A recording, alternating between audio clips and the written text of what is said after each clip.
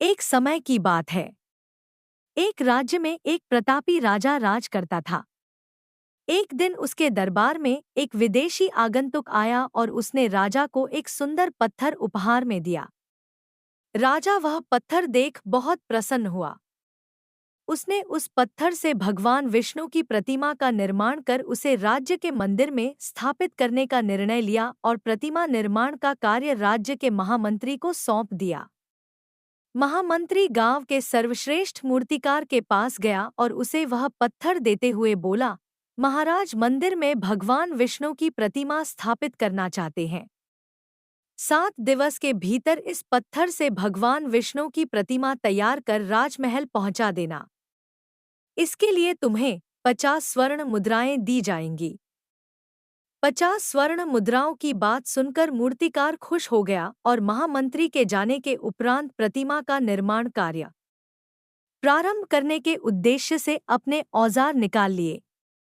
अपने औजारों में से उसने एक हथौड़ा लिया और पत्थर तोड़ने के लिए उस पर हथौड़े से वार करने लगा, किंतु पत्थर जस का तस रहा। मूर्तिकार ने हथौड़े के कई वार पत्थर पर किए, किंतु पत्थर नहीं टूटा।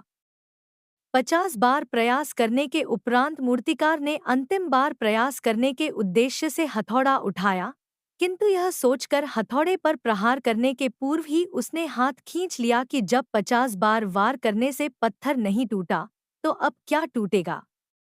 वह पत्थर लेकर वापस महामंत्री के पास गया और उसे यह कह वापस कर आया कि इस पत्थर को तोड़ना नामुमकिन है, इसलिए इससे भगवान विष्णु की प्रतिमा नहीं बन सकती। महामंत्री को राजा का आदेश हर स्थिति में पूर्ण करना था, इसलिए उसने भगवान विष्णु की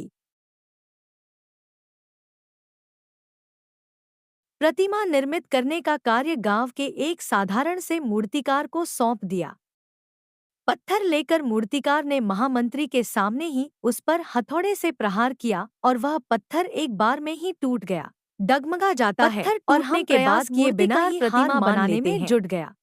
कई बार इधर महामंत्री सोचने लगा कि काश मिलने पर आगे प्रयास करना छोड़ देते हैं प्रयास और किया होता, जबकि हो सफल हो गया होता और 50 करने पर मुद्राओं का हकदार हो जाता या समस्या का समाधान हो जाता।